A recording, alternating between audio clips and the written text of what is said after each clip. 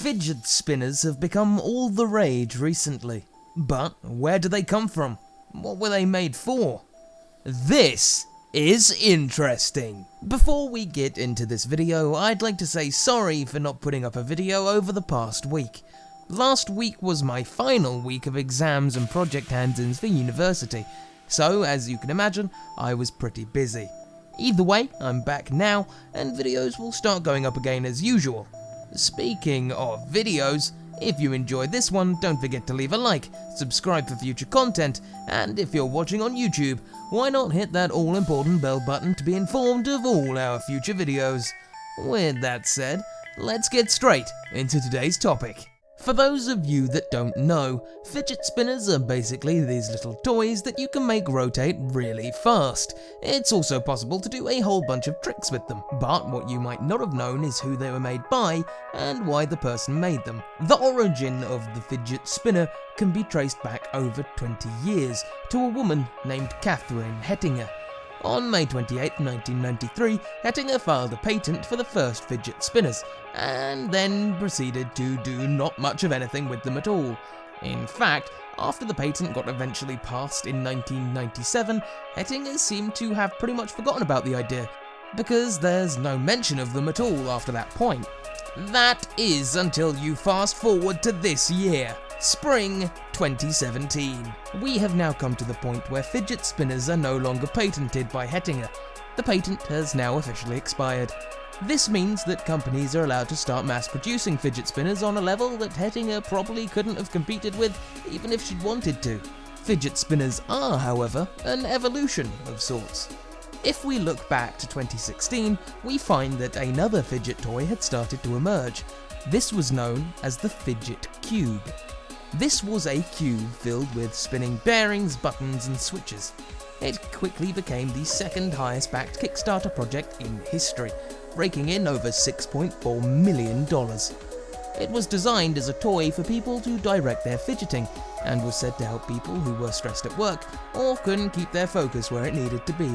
The Fidget Cube toy was a huge success, finding a home in the pockets of students and workers worldwide. In fact, the Fidget Cube spread got so bad that some schools have even called for them to be banned. Now enter the Fidget Spinner. The Fidget Spinner in many ways is like a more fun variant of a Fidget Cube. While the Fidget Cube technically has more activities for your fingers to get up to, there's only so many times you can flick a switch or toggle a joystick before it loses its appeal. The Fidget Spinner changed the ballgame a bit, bridging the gap between stress reliever and fun toy.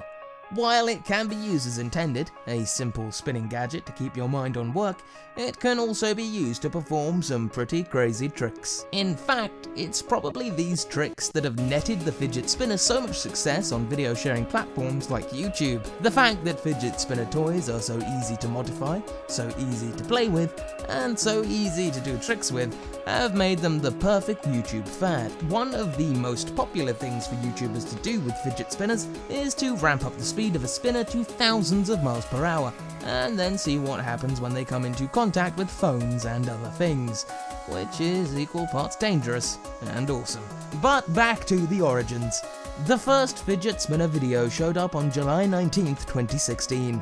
It was called the Triple Spinner V2 Demo, and featured a spinner that had 3 different bearings. Sam Ken Knight was the maker, and he was and still is selling them on Etsy. The design was based off of the first fidget toy that he had ever made, refined into a perfectly balanced spinning toy that can now be used for tricks. He was also the first to use ceramic ball bearings, and he now apparently carries one with him every day. But arguably the video that really kicked off the trend was a video by the tinkerer and engineer Gayako Whatever. Gayako is relatively new when it comes to YouTube, his oldest video only being 2 years old. But in that time, he's managed to grow to over 300,000 subscribers with his crazy inventions. The fidget spinner video was the first video in his series, 'Cause I Can, and it saw him make an incredibly precise, incredibly fast fidget spinner. Now, when I say fast, I don't just mean a little bit quick. I mean he made a fidget spinner that can sustain a speed of over 99,999 revolutions per minute. To put that into perspective, car engines usually reach around 7,000 RPM. In other words, It's fast. It's very, very fast. This inevitably spawned copycats and the modding videos that I mentioned above. But to me, it is the future of fidget spinners that is most interesting. And many sociologists and critics have noted that the rise of the fidget spinner is similar to that of the bottle flipping epidemic of 2016. That is to say, it's a fad that is destined to die out as quickly as it started. A simple summer obsession that we'll look back at with fondness over the coming years, but get over pretty quickly. On the other hand, autism and ADHD experts have both commented on the potential usefulness of fidget toys, just like the fidget spinners we've been talking about in this video. Though they may fade from the eye of mainstream fun in a few months, they may end up changing the lives of fidgeters and people with low attention spans for years to come. Thank you for watching today's video.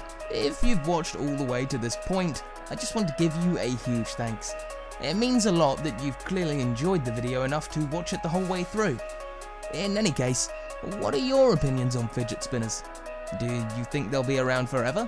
Or are they just another bottle flipping fad?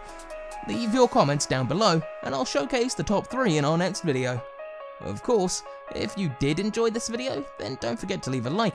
Subscribe to the channel if you'd like to see more of our videos, and if you're watching on YouTube, click that all-important bell button to be informed of all our future content. And, as always, that was interesting.